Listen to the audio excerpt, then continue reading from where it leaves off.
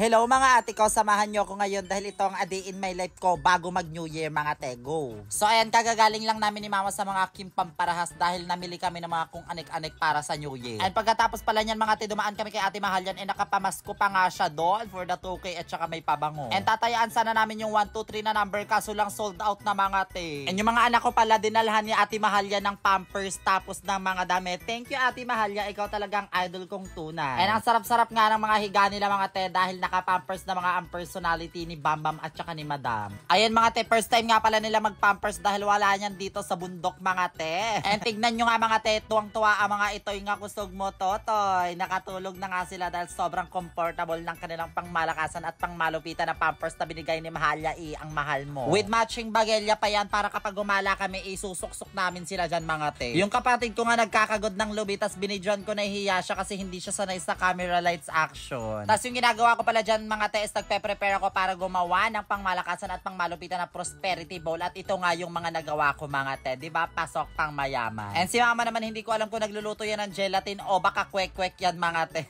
And syempre ganito yung lutoan namin sa bukid mga te, diba? Perfect body with a perfect smile. Ang lakas maka nature spring, chares. At saka kinain niya pa yung camera for the ang sarap nga tingnan dito kasi ang daming mga chicken sorus mga te, diba? Perfect. Ang sarap ito, mataba. And after that mga te is naghiwa ako ng bawang dahil magluluto kami ng carbonara na may kasamang bawang. And after that mga te, ito yung mga na-prepare namin na pagkain. Sobrang sinimplihan lang namin kasi nga 4 lang kaming kakain sa bahay te at hindi mauubos. At sana nga sa susunod na bagong taon at Pasko ay kasama na namin si mama at yung isa kong kapatid dahil ang layo nila sa personal. And mga ate ko, ito rin pala yung lola kong bedridden, naka-orange kami kasi kami ang Carlians. Cheers! And also mga te, hindi papakabog ang mga balyena ko dito dahil nakadress si Master at saka si Bambam at saka si Madam is nakadamit mga te, pasabog. Ayan pala yung binigay na damit ni Ate Mahalya, di ba? Pasabog talaga. Tapos yung dress ni Master, binili ko yan sa Shein. Hindi ko alam kung magkano yan, pero kung gusto nyo malaman, di alamin nyo.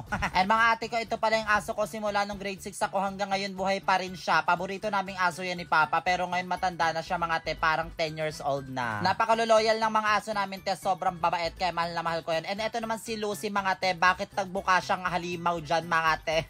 At nag-countdown na nga kami, pakinggan nyo. 4, 3, 2, 1!